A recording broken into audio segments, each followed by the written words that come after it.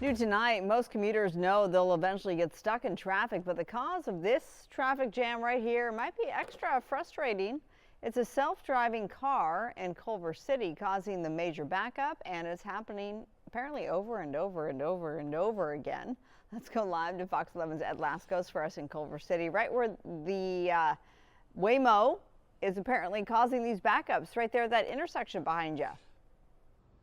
Yeah, and what they've been telling us, Marla, it's really been happening over and over and over again, as you were saying, really, for the last 2 or 3 weeks. The same spot of Waymo winds up getting stuck, not going anywhere, and everybody behind it gets stuck to a traffic nightmare. Joab, take us into the story, will you? Talking about the intersection here, Washington, Robertson. You see that car over there with the headlights?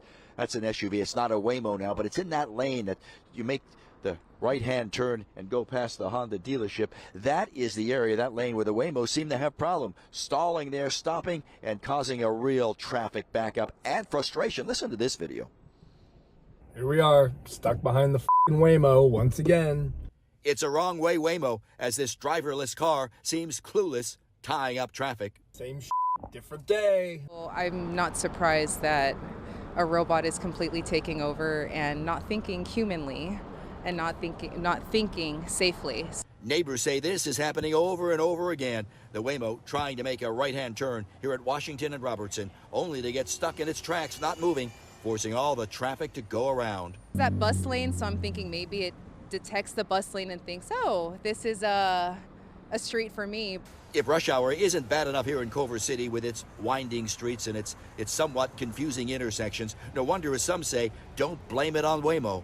I think honestly it's because Culver City is designed very poorly. Like, traffic during rush hour in Culver City is so bad. They're blowing their horns here as this Waymo tries to change lanes, as it seems to be the same with or without a driver. I like Waymos. I use them all the time. So you're not concerned it might... no, I'm much more concerned than LA drivers, so... Here we are, stuck behind the f***ing Waymo once again. Same different day. Different day, he says. Now you're looking live. Just some of the frustration at this intersection with the Waymos. I've got to tell you that we've been seeing Waymos go by here back and forth all night long. Haven't seen any problems like this. We did contact Waymo earlier, waiting to try to find out what they say is going on here, a reason for all this happening. Still haven't heard back.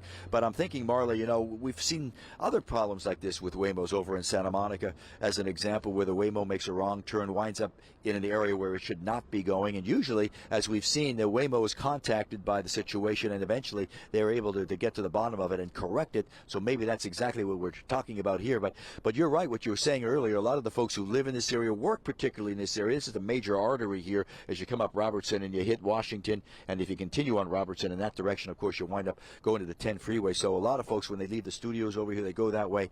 And the last thing they want to deal with is a Waymo that's just not moving, just seems to be frozen in its tracks. Ed, I'm going to put you on the spot. Have you actually been in a Waymo? No, I haven't.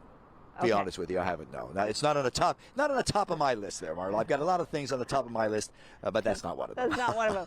No, I know, and I mean, we see them all over Los Angeles. I mean, you see them, and where we are in West LA, for us at Fox 11, there is basically a launching pad nearby in which they all disperse from. So they're all over, and yeah, they can. I've taken one because I wanted to experience it. You know, they got me from point A to point B. They do their job, but then when technology goes awry, this is what can happen.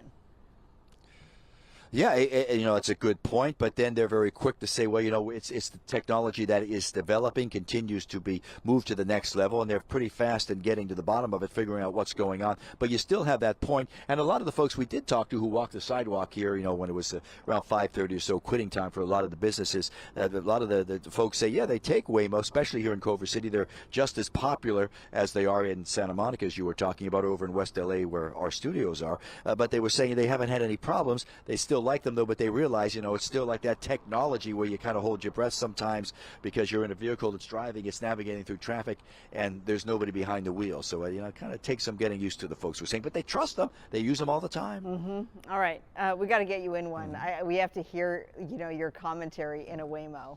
I think that's something we all need. Don't hold your breath. Don't hold your breath. Okay, well, I won't, Ed. All right, thanks. Thank you. All right. Let you go. Talk to you